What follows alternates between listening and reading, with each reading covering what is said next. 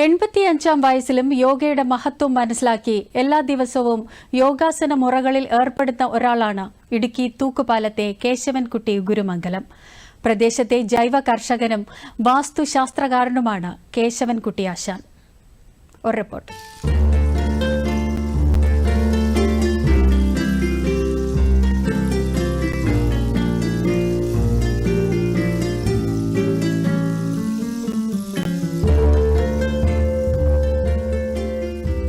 കേശവൻകുട്ടി ആശാന് യോഗ ഏറ്റവും പ്രധാനപ്പെട്ട ജീവിതചര്യയാണ്. 40 വർഷമായി യോഗ പരിശീലനം നടത്തുന്ന ഈ 85-കാരന് യാതൊരുവിധ രോഗങ്ങളുമില്ല. ജീവിതശൈലി രോഗങ്ങളെ യോഗ കൊണ്ട് ചെറുക്കാമെന്ന് ഇദ്ദേഹം പുതുതലമുറയെ ബോധ്യപ്പെടുത്തുകയാണ്. ഇടുക്കി തൂക്കുപാല സ്വദേശിയായ കേശവൻകുട്ടി ഗുരുമംഗലം 85-ലും 40-ന്റെ ചുറുചുറുക്കോടെ കഴിയുന്നു. പുതുതലമുറയ്ക്ക് യോഗയുടെ മഹത്വം അദ്ദേഹം ബോധ്യപ്പെടുത്തുന്നു. നല്ലൊരു ജൈവ കർഷകനും വാസ്തുവിദ്യാ പണ്ഡിതനുമാണ് കേശവൻകുട്ടി ആശാൻ.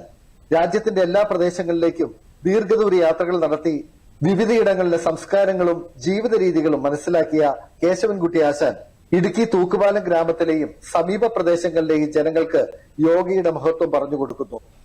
എനിക്ക് 85 വയസ്സുണ്ട്. 40 വർഷമായിട്ട് യോഗ ചെയ്യുകയാണ്. ശാരീരികമായി വലിയ ആവശ്യതകളൊന്നും ഇതുവരെയും തോന്നുന്നില്ല. ഒരാൾ ചെയ്യുന്ന ജോലി മുഴുവൻ ചെയ്യാറുണ്ട്. കാലത്ത് 5 മണിക്ക് എഴുന്നേൽക്കാറുണ്ട്. നമ്മൾ ചെയ്യേണ്ട യോഗയിലെ മുഴുവൻ അനുഷ്ഠാനങ്ങളും ക്രമീകരിക്കപ്പെട്ടിരിക്കുന്ന സൂര്യ നമസ്കാരത്തിലാണ്.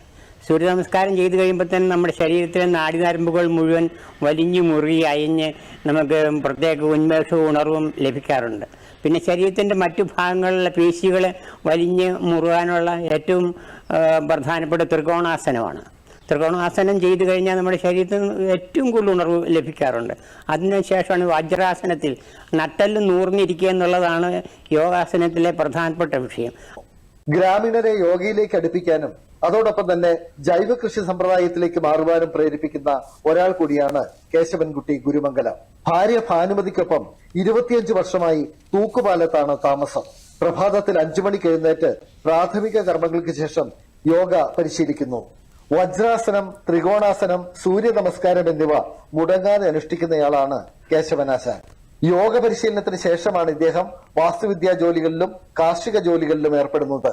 പ്രദേശത്തെ മാതൃകാ ജൈവ കർഷകൻ കൂടിയാണ് കേശവൻകുട്ടി ഗുരുമംഗലം. സുഗന്ധവിളയായ ഏലം ജൈവ രീതിയിൽ ഇദ്ദേഹം പരിപാലിക്കുന്നു. യോഗ പരിശീലനം ജീവിതത്തിന്റെ ഭാഗമാക്കി മാറ്റിയാൽ രോഗങ്ങളെ അകറ്റി നിർത്തി ആരോഗ്യകരമായി ജീവിക്കാമെന്ന് കേശവൻകുട്ടി ആശാൻ സമൂഹത്തെ ബോധ്യപ്പെടുത്തുകയാണ്.